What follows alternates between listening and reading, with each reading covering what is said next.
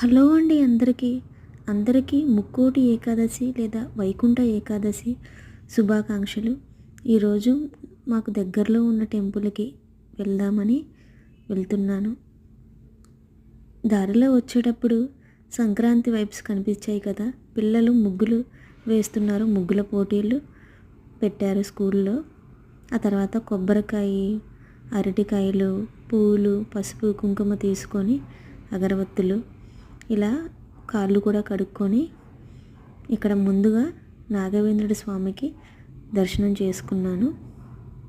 సుబ్రహ్మణ్య స్వామి.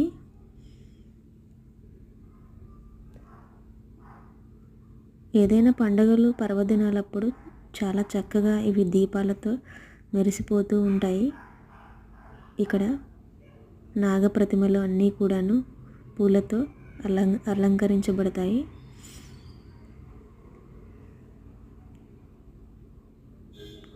చుట్టూ తిరిగి దర్శనం చేసుకున్న తర్వాత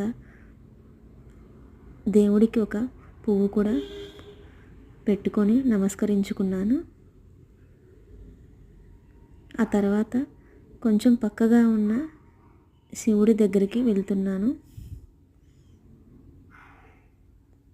చూడండి, శివుడికి చాలా ఇష్టమైన తను ఒంటరిగా కూర్చొని ధ్యానం చేస్తుంటాడు కదా శివుడు. ఇలా ఒక్కడే ఇలా శివలింగం ఉండి ఆ స్వామిని దర్శిస్తుంటే ఎంత ప్రశాంతంగా ఉందో. తనకి కూడా ఇలా ధ్యానం చేయటం, కుటుంబంతో ఉండేటప్పుడు, శిష్యులతో ఉండేటప్పుడు ఉంటాడు. ఇలా ధ్యానం చేసేటప్పుడు కూడా తను ఒంటరిగా అలా ధ్యానం చేస్తూ కనిపిస్తుంటారు కదా ఆ మహాశివుడు. ఇక్కడ విభూతి తీసుకొని, జమ్మి చెట్టు కదా ఇది, ఒక పువ్వును కూడా అక్కడ పెట్టి పక్కనే ఉన్న తులసమ్మకు కూడా ఒక పువ్వుని అలంకరించి నమస్కరించుకున్నాను.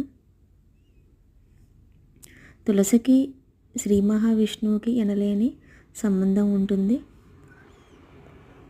ఒక్క తులసి దళం సమర్పిస్తే ఆ శ్రీ మహావిష్ణువు అనుగ్రహిస్తారని అంటుంటారు కదా.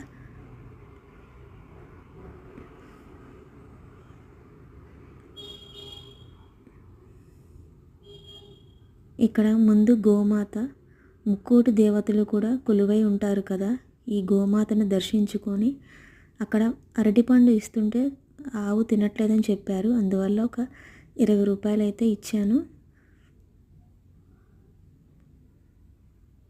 ఇప్పుడు గుడి లోపలికి వెళ్దాము. ధ్వజస్తంభాన్ని దర్శించుకొని ఇక్కడ కొబ్బరికాయ కొడుతున్నాను.